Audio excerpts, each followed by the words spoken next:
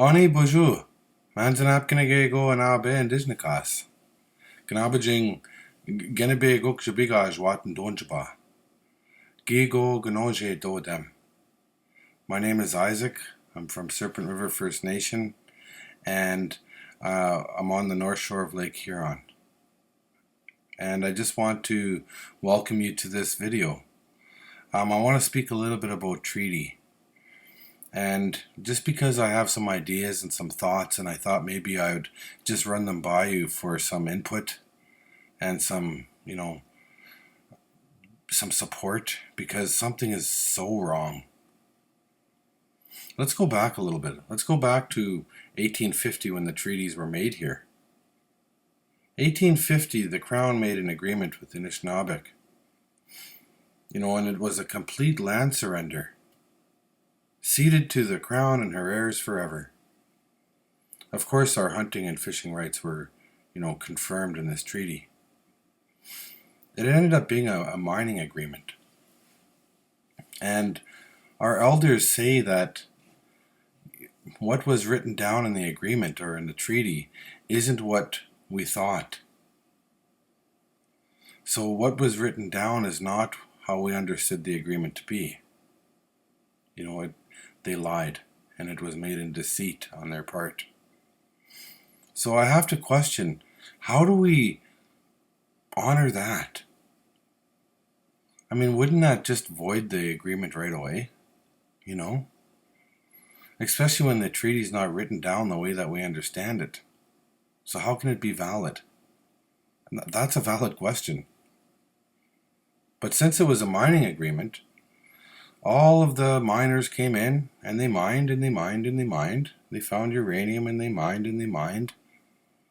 They fueled the Cold War with nuclear weapons, leaving one of the most largest, radioactive sites in the world, which eventually, leaked into our river. I mean, not just leaked like trickling leak. The dam busted 100 million tons of radioactive waste from the nuclear energy sites leaked into the river and into the Great Lakes. As a result, the animals got sick. The fish got sick and died. And of course, because our people lived in poverty, they were still eating the animals. In my time, I seen people, cut out tumors and growths out of animals, and just they ate the animals anyway because they're impoverished. Well, a lot of those people aren't alive today. So I'm questioning, what rights, do we get to enjoy? Not just rights that were confirmed in the treaty, but inherent rights. It seems like the treaty, kind of stripped away, the very thing that makes us who we are, which is the land. So I have to question the integrity of treaty. The treaty never protected us from the Indian Act. I mean, how can you have a treaty under the Indian Act anyway?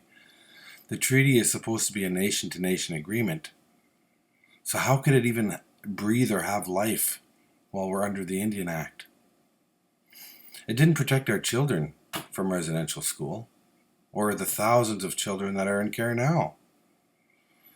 No, certainly didn't protect the water or the environment. If I drink water out of that river, I'm probably going to die. If I drink water out of the Great Lakes, I'm going to get sick, I might die. So how does the treaty benefit us when our most basic human rights have been stripped away because of pollution?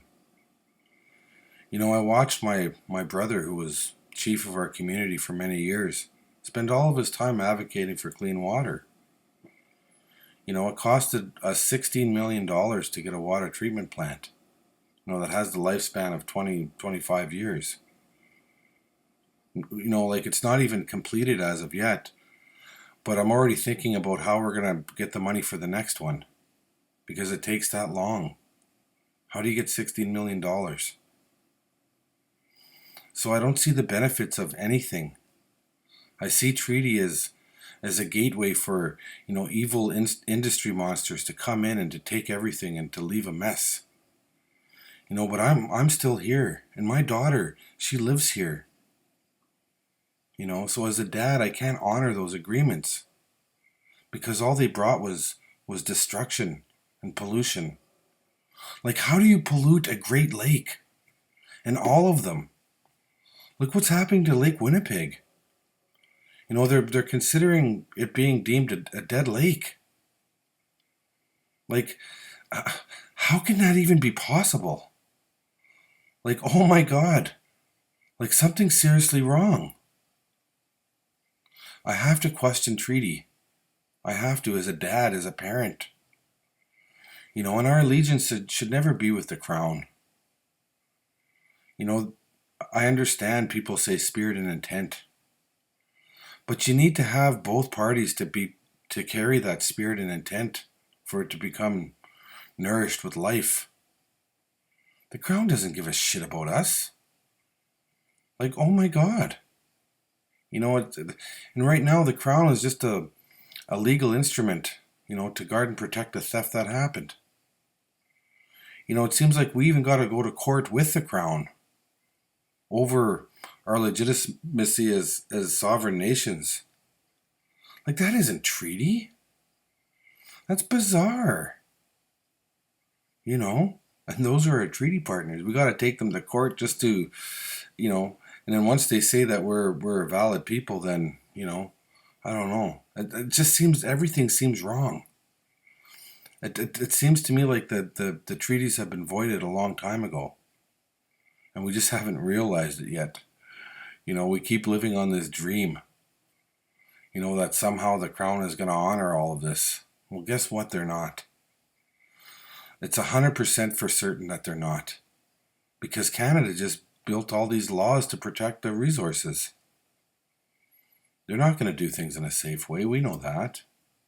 You can't stop pollution from happening from these buggers. So, I don't know. I don't want to be a downer, but treaty? No. No. Because we're just enforcing the bastards to continue to do what they're doing. So, I'm going to say the next banner that we wave is the deal's off. The deal is off. You blew it. You blew it, Crown. And you know what, Canada? You frickin' blew it too. Your relationship with First Nations people stinks. It's rotten. It's disgraceful. How dare you do that to people? How dare you do that to little kids? To the animals? You know what? No, deal's off. The deal's off because I'm a dad. The deal's off is because I got a little girl I gotta protect from your guys' crap. Irate Indian from the Great Lakes. Bamapi, Wabmin, Naha, Miigwech.